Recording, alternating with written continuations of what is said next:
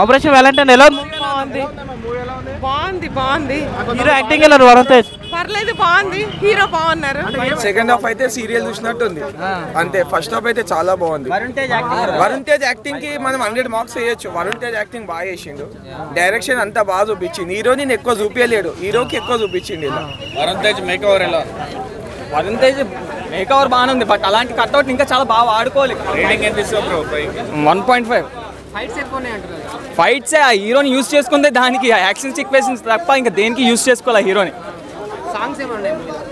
ఒక సాంగ్ ఉంది అదైనా హీరోయిన్ కోసం పెట్టుంటారు పాపం హీరోయిన్ తీసుకున్నారు కదా ఏదో విధంగా చూపించాలని చెప్పి ఆ సాంగ్ తీసుకున్నారు. పర్లేదు చూడొచ్చు ఒకసారి అయితే సినిమా.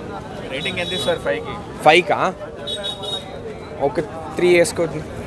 వరుణ్ తేజ్ యాక్టింగ్ పర్లేదు అంటే అలా అంటే కొత్తగా ఏం చేయలేదు అందుకని చెత్తగా కూడా ఏం చేయలేదు పర్లేదు అంతే. వరుణ్ తేజ్కి ఒక హిట్ పడినట్టే అనుకోవచ్చు.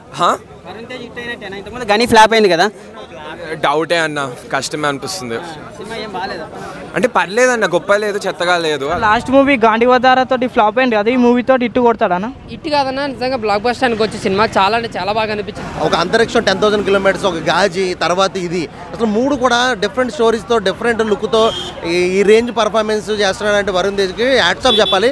మెగా ఫ్యామిలీ నుంచి ఒక మంచి హీరో ఎవరైనా ఉన్నారంటే అది డెఫినెట్గా వరుణ్ తేజ్ అన్నయ్య అని చెప్పాలి. ఎందుకంటే డిఫరెంట్ స్టోరీస్తో మంచి మంచి కంటెంట్స్తో వస్తున్నాడు. అసలు నిజంగా ఎయిర్ ఫోర్స్లో ఉంటుంది ఇదంతా అసలు హెలికాప్టర్లో ఫైట్లు యుద్ధాలు అబ్బాబ్బాబ్బా సినిమా అయితే మాత్రం వేరే లెవెల్ అన్న నాకైతే సినిమా చాలా బాగా నచ్చింది.